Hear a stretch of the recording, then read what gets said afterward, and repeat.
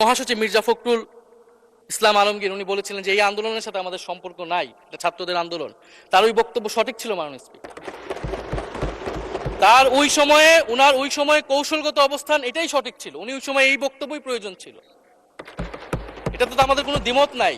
মাননীয় স্পিকার, আমাকে DGFI, DB, SB, বাংলাদেশের হেন কোনো গোয়েন্দা সংস্থা নাই যারা আমাকে ইন্টারোগেশন করেছে, টর্চার করেছে এবং একটা কথা বারবার বলানোর চেষ্টা করেছিল যে এই আন্দোলন বিএনপি জামাতের আন্দোলন, যারা আগুন লাগিয়েছে তারা বিএনপি জামাতের সন্ত্রাসী। এটা একবার তোমরা শুধু বলো। ডিবি অফিসের শেষ পর্যন্ত আমরা বাধ্য হয়েছি আন্দোলন স্থগিতের ঘোষণা দিতে, কিন্তু কখনো এই কথাটা মাননীয় স্পিকার আমরা বলিনি। ফ্যাসিবাদ বিরোধী রাজনৈতিক দলের নেতাকর্মীকে আমরা আন্দোলনের সময় থেকে এখন পর্যন্ত কখনো আমরা অস্বীকার করি।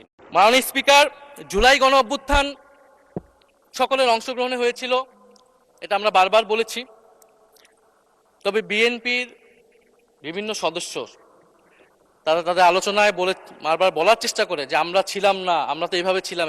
এটা তো প্রমাণ করার প্রয়োজন নাই মাননীয় স্পিকার। এটা কেন এত হীনমন্যতা আমাদের এটা বুঝে আসে না। বিএনপি তো অবশ্যই জুলাই গণ অভ্যুত্থানে ছিল, আমাদের সাথেই ছিল। এবং সেই সময়ের একটা উক্তি বিএনপির, কিন্তু একটা জায়গা আমরা ফারাক করতে চাই যে এই গণ অভ্যুত্থান কোনো দলীয় আন্দোলন নয়।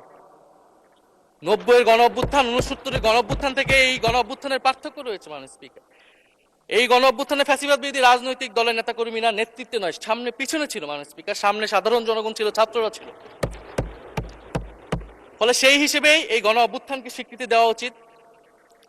এখন যদি বলা হয় যে অমুকের নেতৃত্বে এই গণ অভ্যুত্থান হয়েছে, আমাদের লোকেরা এই গণ অভ্যুত্থান করেছে, এটা মাননীয় স্পিকার এই গণ অভ্যুত্থানের সাথে যারা সাধারণ মানুষ নেমেছিল, যারা শহীদ হয়েছে, তাদের সাথে মাননীয় স্পিকার বিশ্বাসঘাতকতা করা হবে। ফলে জুলাই গণ অভ্যুত্থানে সকলের অংশগ্রহণ ছিল। হ্যাঁ, আমাদের অনেক মতপার্থক্য। জুলাই গণ অভ্যুত্থানের পরে আমাদের রাস্তা আলাদা হয়ে গেছে আমরা মনে করি রাজনৈতিকভাবে, কিন্তু গণ অভ্যুত্থান আমরা একসাথেই করেছিলাম মাননীয় স্পিকার। এবং আমি দুইটা কোটেশন বলতে চাই মাননীয় স্পিকার।